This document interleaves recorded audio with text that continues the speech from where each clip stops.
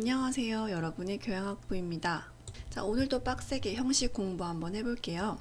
자, 맨 처음에 I라는 명사가 나왔어요. 나라는 뜻이죠. 보통 주어로 오기 때문에 나는 이라고 해석이 됩니다. heard 나왔는데요. hear의 과거형이죠. 그래서 동사로 쓰였습니다. 문장 성분은 서술어가 되겠네요. 자, my라는 거 뜻이 뭐였죠? 나의 라는 뜻이죠.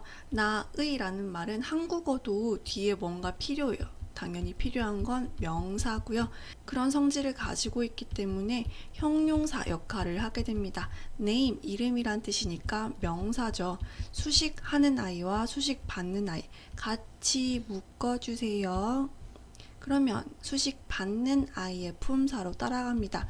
명사 나의 라는 것보다 이름이 더 중요하니까요. 명사 구 되겠습니다. 자, 그러고 보니까 called라는 동사처럼 생긴 애가 또 왔어요. call이라는 건 전하다 라는 뜻도 있고 부르다 라는 뜻도 있죠.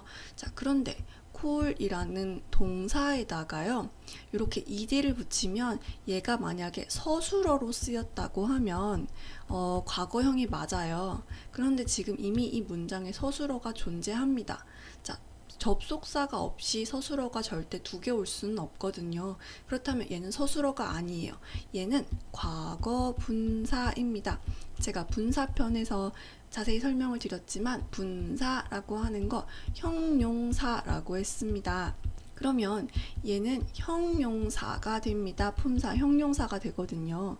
자, 그런데 형용사 역할 두 가지 있었습니다. 첫 번째 명사 수식, 두 번째 보어였죠. 자, 명사를 수식하나 하고 봤더니 뒤에 명사가 없어요. 이렇게 간단한 한 단어로 된 형용사는 무조건 앞에서 뒤로 수식하거든요. 물론 예외는 있습니다만. 자, 그렇기 때문에 명사 수식이 아니에요. 얘는 무조건 보어가 되어야 합니다. 자, 그러면 얘는 보어예요. 보어구나 라고 하고 보니까 앞에 이미 명사가 있어요. 그러면 얘가 목적어 역할 해야 될 거고요. 얘가 주격 보어는 아니고 목적격 보어가 될 겁니다. 그러니까 이 my name을 보충 설명해주는 I라고 보시면 됩니다. 자, 그런데 제가 call 뜻이 두 가지 있다고 했어요. 첫 번째 전하다, 두 번째 부르다. 여기선 부르다라는 뜻으로 쓰였는데 얘가 왜 현재 분사가 아니라 과거 분사가 됐느냐? 그것은 의미상 수동이기 때문이죠.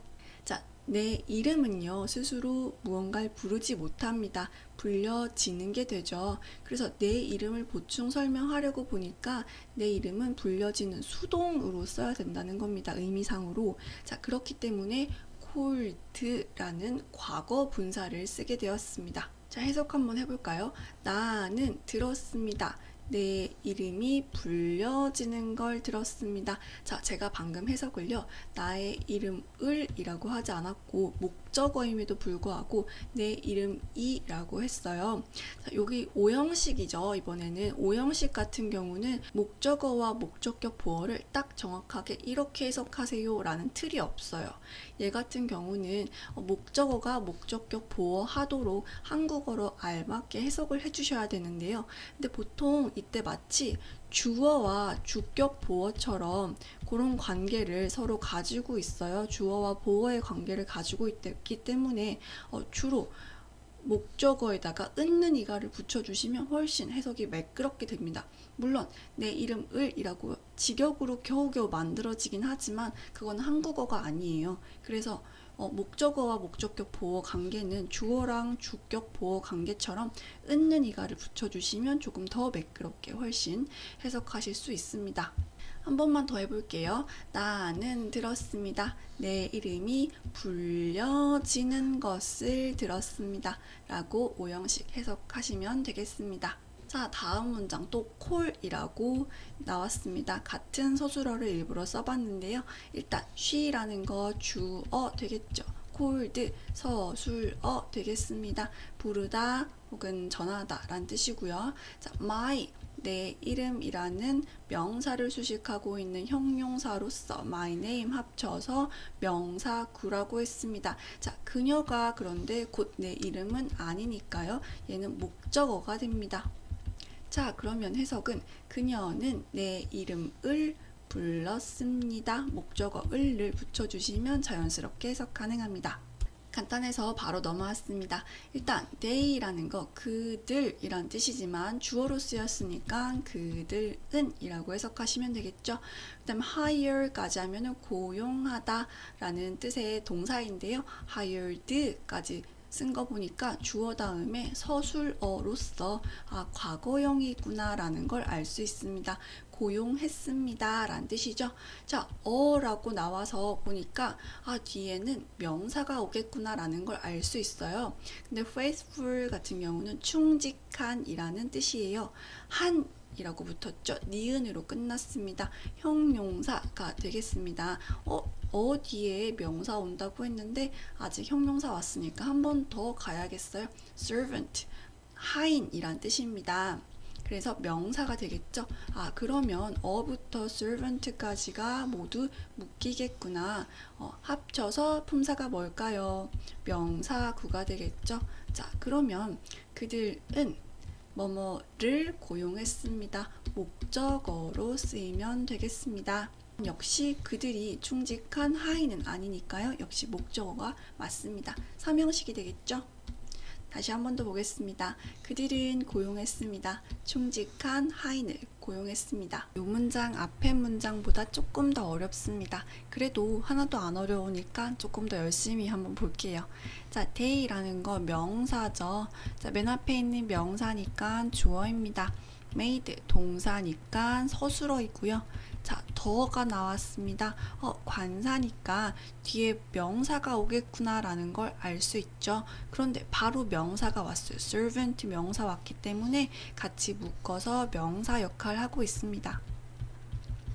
자, 그런데 이때 they와 hi는 다르기 때문에 요 명사 목적어 역할을 하겠죠. 자, 그리고 딱 뒤를 보니까 충직한이라는 형용사가 나왔어요. 자, 그런데 저희 형용사 역할 두 가지라고 말씀드렸는데요. 첫 번째 명사 수식, 두 번째 보어였습니다. 자, 뒤에 있는 명사가 보이지 않아요. 명사 수식 아니라 보어가 되겠죠. 그런데 이미 목적어가 자리를 차지하고 있어요. 그렇다면 얘는 목적격 보어가 되겠습니다. 자, 목적격 보어로서 servant를 이렇게 보충 설명해주고 있습니다. 요게 처음 이제 영어 공부를 하실 때는 요게 조금 낯설게 보이실 수도 있을 것 같아요. 이렇게 형용사가 마지막에 위치하고 있는 것. 하지만 얘가 목적격 보어로도 쓰일 수가 있다라는 걸로 잘 알고 계시면 될 것 같고요. 자, 해석 한번 해볼게요. 그들은 하인을 충직하게 만들었다 라고 해석이 되겠습니다. 그들은 하인을 충직하게 만들었습니다 라는 해석으로 가능하고 목적격 보어까지 있으니까 오형식이 되겠죠. 한 번만 더 보도록 하겠습니다. 맨 처음 나온 주어 그들은 그리고 made 시켰습니다. 만들었습니다. 자, 하인이라는 명사 나왔으니까 목적어고요. faithful 충직하게 만들었습니다 라는 뜻이 되겠습니다. 제가 지금 요거 해석을 충직하게 라고 했는데요. 보통 하게라고 끝나면 부사가 되죠. 한국어로는. 자, 그럼에도 불구하고 이 자리는 목적격 보호 자리이기 때문에 부사를 절대 쓰시면 안 되고요. 꼭 형용사가 들어가야 한다는 것도 잡고 가시면 좋겠습니다. 네, 저희 오늘도 형식을 열심히 공부해 봤는데요. 아마 이쯤 이제 공부하신 분들은 간단한 문장 같은 경우는 형식을 이제 꼼꼼히 보지 않아도 해석이 그냥 자연스럽게 가능하실 거라고 생각합니다. 자, 저희가 궁극적으로 목표하는 바는 형식을 꼼꼼히 알자가 절대 아니고요. 해석을 매우 잘 하자가 목적이 되어야 합니다. 해석을 잘 하기 위해서 형식을 공부하는 거지 주객전도가 되시면 안 되고요.